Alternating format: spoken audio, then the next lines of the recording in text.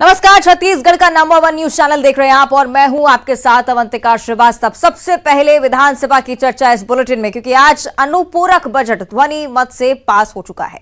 सदन में वित्तीय वर्ष 2022 से 23 के लिए पेश 4143 करोड़ 60 लाख अनुपूरक बजट पास भी हुआ। कल मुख्यमंत्री भूपेश बघेल ने अनुपूरक बजट पेश किया था, जिस पर आज चर्चा के बाद इसे पास कर दिया गया। अनुपूरक बजट में पेयजल, सड़क, स्वास्थ्य, सिंचाई, आवास, भूजल संरक्षण, आजीविका, औद्योगिक प्रशिक्षण, कस्टम मिलिंग सहित कई मदों में अतिरिक्त राशि के प्रावधान रखे गए हैं और इस राशि को मिलाकर अब वित्तीय वर्ष 2022 से 23 के मुख्य बजट का आकार 1,15,385 करोड़ रुपए हो चुका है। तृतीय अनुपूरक बजट में राजस्व व्यय के लिए 2,575 करोड़ रुपए, पूंजीगत व्यय के लिए 1,569 करोड़ रुपए का प्रावधान है।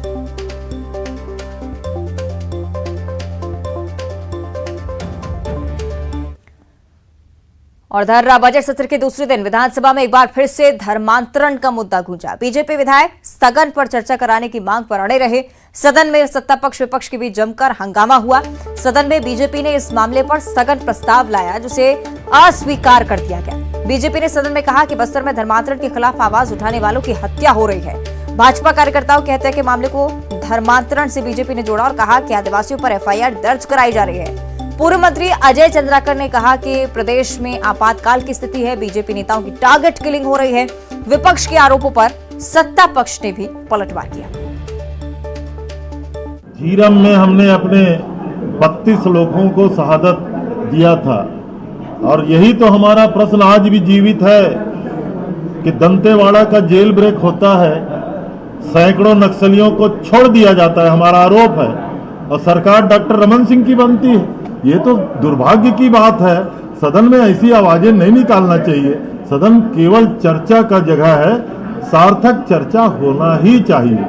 वो अगर सोचते हैं कि हम 14 लोगों की परीक्षा लेना है तो हम उनके ऊपर में भारी पड़ेंगे, और इसलिए हमने सदन में हनुमान चालीसा का पाठ भी पढ़ा, श्री राम जयराम भी किया, हमने धर्म की जय के नारे भी लगाए, हमने ओंकार भी किया। और उसका मूल कारण है इस निर्लज्ज और बेशर्म और बेहया सरकार जो लोकतंत्र की हत्या कर रही है, उसको भगवान सद्बुद्धि दे, इसलिए हमने ये सब किया है। मगर दुर्भाग्य है कि ऐसी स्थिति छत्तीसगढ़ में पहली बार उत्पन्न हुई, जिसमें विपक्ष को बोलने से रोका गया। स्थगन में चर्चा में जिस प्रकार संसदीय परंपरा और प्रक्रियाओं का उल्लंघन सत्ता पक्ष कर रही है, ये सत्ता पक्ष की जवाबदारी होती है कि परंपराओं को निर्वहन में आगे बढ़कर हिस्सा ले। चर्चा कराने से सरकार भाग गई, और यदि स्थगन प्रस्ताव पर चर्चा नहीं कराएंगे तो और किसमें चर्चा कराई जाएगी? और वो भी ऐसा स्थगन प्रस्ताव कि जिसमें भारतीय जनता पार्टी के कार्यकर्ताओं को टारगेट करके किलिंग किया गया है। उनका आचरण बिल्कुल भी उचित नहीं था, इस तरीके का नहीं होना चाहिए। और जहाँ तक यदि वो चर्चा में भाग लेते, अपनी बात रखते, तो निश्चित रूप से उसमें सुनवाई होती, लेकिन एकदम अनावश्यक ढंग से जिस प्रकार का जो उनका कृत्य था वो बिल्कुल भी। और उधर सीएम भूपेश बघेल ने अनुपूरक बजट के दौरान विपक्ष को करारा जवाब दिया। उन्होंने कहा कि जब नक्सली शांत हैं तो बीजेपी परेशान हो रही है। झीरम घाटी हमले पर उन्होंने कहा कि झीरम घाटी का असली दोषी कौन है, प्रदेश की जनता सब जानती है, सब मालूम है जनता को, और यही लोग झीरम हमले की जांच में अड़ंगा डालते हैं। जब जांच के लिए हम आगे बढ़ते हैं तब बीजेपी के लोग अड़ंगा डालते हैं। बस्तर में हत्या पर बीजेपी राजनीति करना चाहती है, कहा गया सीएम की तरफ से। और साथ ही उन्होंने ये भी कहा कि बीजेपी नेताओं की हत्या, जिस पर डीजीपी ने एनआईए जांच के लिए चिट्ठी लिखी है, मामले की जांच क्यों नहीं हो रही है, ये सवाल भी उन्होंने विपक्ष के आरोपों पर पलटवार करते हुए कहा कि जब हम गोरों से नहीं डरे तो चोरों से क्या डरेंगे।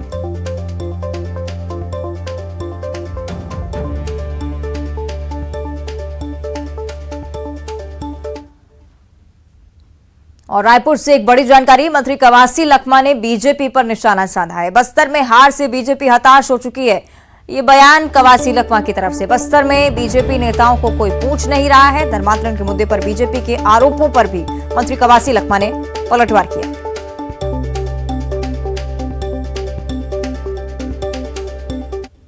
30 छत्तीसगढ़ विधानसभा के बजट सत्र के दूसरे दिन धर्मांतरण और बीजेपी नेताओं के हत्या का मसला छाया रहा। इस मसले को लेकर बीजेपी ने स्थगन प्रस्ताव लाया, जमकर हंगामा हुआ और सत्ता पक्ष के तरफ से आदिवासी लीडर्स हैं कवासी लखमा, वो अपनी आवाज़ बुलंद करते हुए दिखाई दिए। आज ये देखने को मिला विपक्ष की तरफ से काफ़ी हंगामा हुआ, नारेबाजी हुई और सीधे ये तौर पे जो बीजेपी नेताओं की हत्या हुई है उसको धर्मांतरण से जोड़ दिया गया। क्या कहेंगे? भारतीय जनता पार्टी बस्तर से पूरा खोया हुआ, एक भी सीट नहीं जीता, विधायक नहीं जीता, उसके कारण ये बौखला गए। हर मामला में नस्लट से जोड़ना, धर्मांतरण से जोड़ना, आदिवासी को बदनाम करने का काम कर रहा है। आदिवासी पीढ़ी में रहने वाले लोग हैं, इनके 15 साल में आदिवासी मुर्गा बाजार बंद किए थे, गांव छोड़ के पलन किए थे, 700 गांव खाली हो गया। एड्स में ताड़मेटला में 300 घर जला। 300 घर जलाने से मैं हमारा मुख्यमंत्री को मैं बधाई देता हूँ, सबको 2-2 लाख रुपया, 5 करोड़ रुपया बांटा पिछले साल जगरोंडा में जाके हेलीकॉप्टर में। तो ये तो कह रहे हैं बस्तर जो है वो एक तरह से धर्मांतरण की प्रयोगशाला हो गई है। धर्मांतरण बदल रहा है और बस्तर इन लोगों को पूछने वाला कोई नहीं है। ये बस्तर धर्मांतर इसलिए हम लोग को अच्छा नहीं लगा। इनको सड़क का बात नहीं करना है, गरीब आदिवासी का बात नहीं करना है, इनको करना है अपना कुर्सी से बड़ा कुछ नहीं। तो कुर्सी के लिए तो आखिर ये सारी लड़ाइयाँ होती हैं और जिस तरह से सदन की कार्रवाई चल रही थी उसमें केवल और केवल हंगामा बरपा। लेकिन बड़ी बात यहाँ पर यह भी आ जाती है कि आखिर सदन में जनता के मुद्दों पर माननीय कब गंभीरता से चर्चा करेंगे। कैमरा पर्सन रोहित श्रीवास्तव के साथ देवव्रत भगत, न्यूज़ 18 रायपुर। आपने सुना किस तरह से मंत्री कवासी लखमा की तरफ से ये तमाम बड़ी बातें कही गईं और पूरे दिन सदन में आज भारी हंगामा धर्मांतरण के मुद्दे पर देखने को मिला।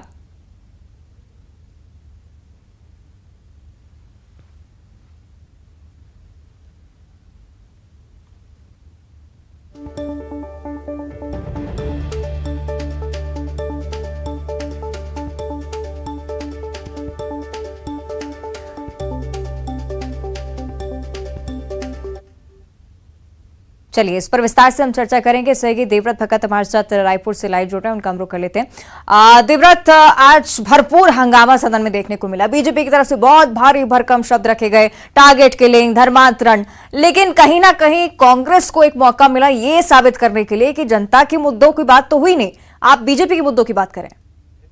जी, धर्मांतरण जैसा मसला रहा है और धर्मांतरण को सीधे तौर पे बीजेपी नेताओं की हत्या से जोड़ना एक तरह से बीजेपी का एक सियासी रुख कहा जा सकता है, क्योंकि अब तक बीजेपी नेताओं की हत्या के मसले को लेकर के लगातार बीजेपी का प्रदर्शन रहा है, सड़कों पर आंदोलन हुआ है, चक्का जाम तक की नौबत बनी है। लेकिन आज सदन में जिस तरह से स्थगन प्रस्ताव लाया गया, सीधे तौर पर धर्मांतरण को बीजेपी के नेताओं की जो हत्या बस्तर में हुई है उससे जोड़ दिया गया। बीजेपी के नेताओं की यह दलील है कि जो भी धर्मांतरण रोकने का काम बस्तर में कर रहा है उसकी टारगेट किलिंग हो रही है और इस स्थगन प्रस्ताव पर चर्चा के लिए लगातार विपक्ष अड़ा रहा।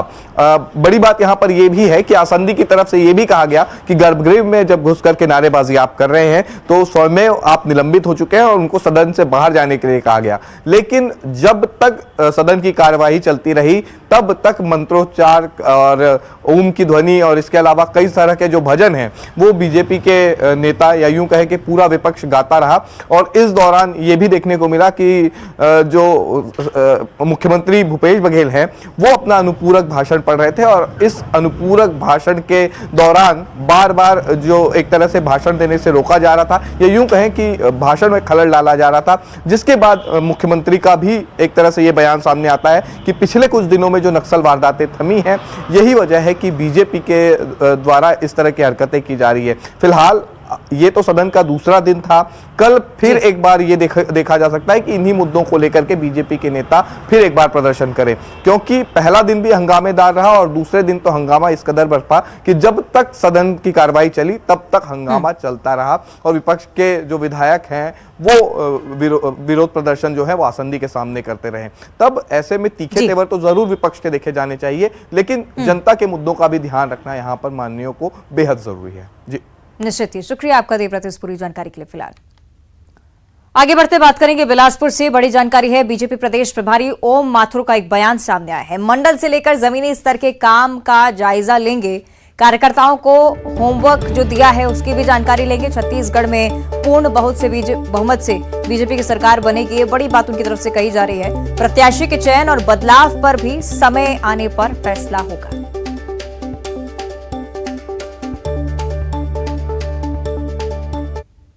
देखिए, कोई भी स्टेट की रणनीति दूसरे स्टेट में लागू नहीं होती, और अगर भारतीय जनता पार्टी का इतिहास पिछले 5-6 चुनाव का भी खंगोलेंगे तो एक रूटीन में 30-40% चेहरे नए आते हैं।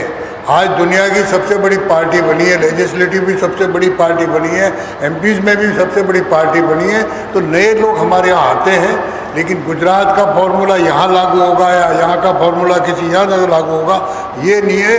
जीताऊ निश्चित रूप से ध्यान में रख करके हम टिकट देंगे, पूर्ण बहुमत से सरकार बनाएंगे। और अब चुनावी खबर पर चर्चा करेंगे। त्रिपुरा और नागालैंड में बीजेपी की जीत हो चुकी है और बीजेपी की जीत पर जश्न मनाया जा रहा है। बीजेपी की जीत पर रमन सिंह का बयान सामने आया है। भाजपा के लिए यह विजय उत्सव है, प्रधानमंत्री नरेंद्र मोदी का जादू चला है, ये रमन सिंह की तरफ से जिक्र किया गया। और बीजेपी कार्यालय में रायपुर में किस तरह से जश्न मनाया गया उसकी तस्वीरें भी आपको दिखा रहे हैं।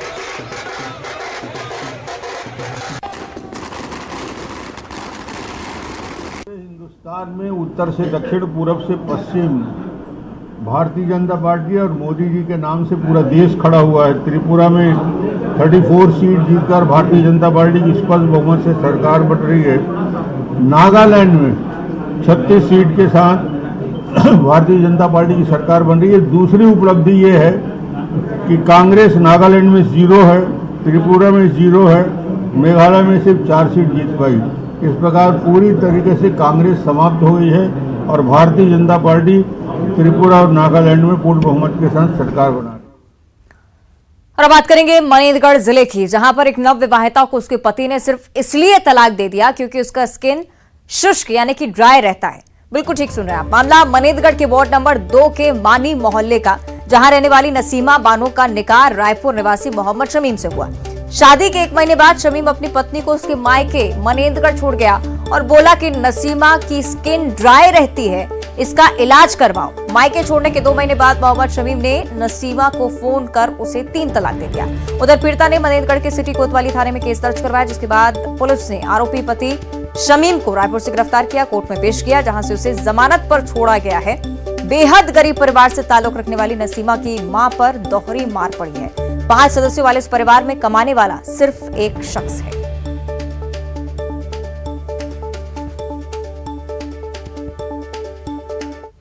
थाने में 3 तलाक की ये चौथी मामला आया सामने। ये इस बार जो मामला है, एक गरीब परिवार जो है, मुस्लिम गरीब परिवार है, उसके यहाँ से मामला सामने आया है कि इसका इलाज करो। तो फिर उसके बाद भी हम लोग इलाज करने के लिए तैयार थे फैमिली की, और बोले 2 महीने यहाँ रहो इलाज करो। फिर 2 महीने यहाँ इलाज किए हम लोग। फिर उसके बाद मैं फ़ोन की तो पूछे कि मतलब क्या, मतलब कैसा है, तो मैं बोली अभी तो पूरा ठीक नहीं हुआ है, अभी इसमें थोड़ा और समय लगेगा। तो बोले कि मतलब मैं और समय नहीं ले सकता, इतना नहीं रुक सकता हूँ, मैं तलाक दे दी मेरे को, जबकि हम लोग इलाज करवाने के लिए भी तैयार थे, थोड़ा सा बस टाइम मांग रहे थे। तलाक कैसे दिया आपको? फ़ोन पर 3 बार बोल दिए तलाक करके, फ़ोन पर 3 बार तलाक दे दिए। और जो जिस तरह से गरीब महिला है, इनको दिक्कतें का सामना करना पड़ रहा है, और सिर्फ एक बीमारी जो स्किन संबंधी बीमारी है, जो महज कुछ महीनों में ठीक भी हो सकता था, इसको लेकर तलाक देना कहीं ना कहीं एक बड़ा मामला है। सुजीत शाह, न्यूज 18 छत्तीसगढ़। आगे बढ़ते अगली खबर रायपुर से है। फार्मेसी डिप्लोमा डिग्री फर्जीवाड़े का मामला सामने आया था और इस मामले में अब 5 और आरोपियों की गिरफ्तारी हो चुकी है। तेलीबांधा थाना में 28 लोगों पर यह केस दर्ज हुआ था। 2 दिनों में 14 आरोपी गिरफ्तार हो चुके हैं। छत्तीसगढ़ स्टेट फार्मेसी काउंसिल ने यह मामला दर्ज करवाया था। तो 3 महिला आरोपी सहित 5 अब गिरफ्तार हुए हैं। 14 अन्य फरार आरोपियों की तलाश लगातार जारी है।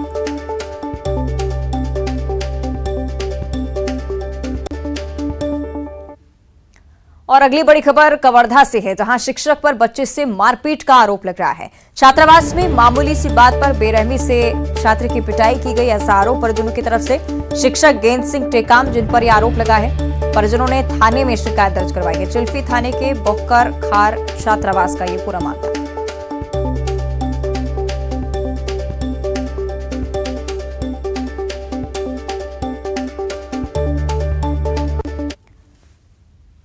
आगे बढ़ते अगली खबर सुकमा से है। पुलिस को एक बड़ी सफलता यहां पर मिली है। इनामी नक्सल दंपत्ति को पुलिस ने गिरफ्तार कर लिया है। 10 लाख के इनामी नक्सल दंपत्ति को गिरफ्तार करने में सफलता हासिल हुई। 10 साल से दोनों नक्सल संगठन में सक्रिय थे। कई बड़ी मुठभेड़ में दोनों शामिल थे और दंतेवाड़ा में भी कई सारी ऐसी घटनाएं थी जिनमें ये दंपत्ति सक्रिय था। तो नक्सली के पास से टिफिन बम और अन्य सामग्री बरामद की गई है। एसपी किरण चौहान ने इस पूरी घटना की पुष्टि की है।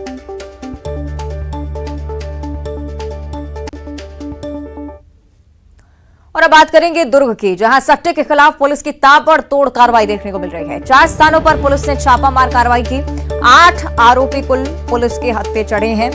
पद्मनाभपुर थाना पुलिस की बड़ी कार्रवाई। दुर्ग में लंबे समय से सट्टे के खिलाफ ये कार्रवाई पुलिस की तरफ से की जाती रही और अब एक बार फिर से बड़ी सफलता, 8 आरोपी गिरफ्तार हो चुके हैं।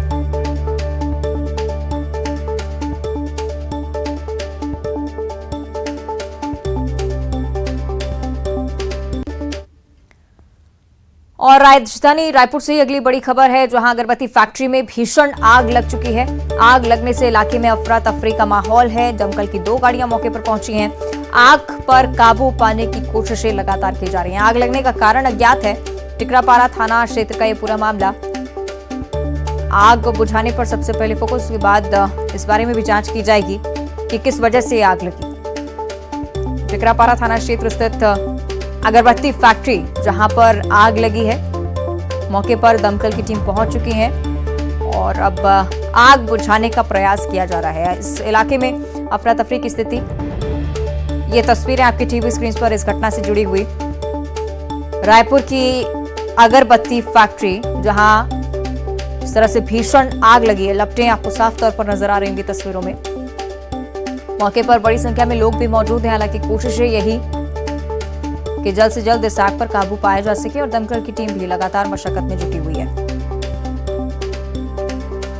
आग किस वजह से लगी, इस बारे में अभी तक कोई जानकारी सामने नहीं आ पाई है। प्राथमिकता यही कि इस आग पर जल्द से जल्द काबू पाया जा सके, क्योंकि रहवासी क्षेत्र है।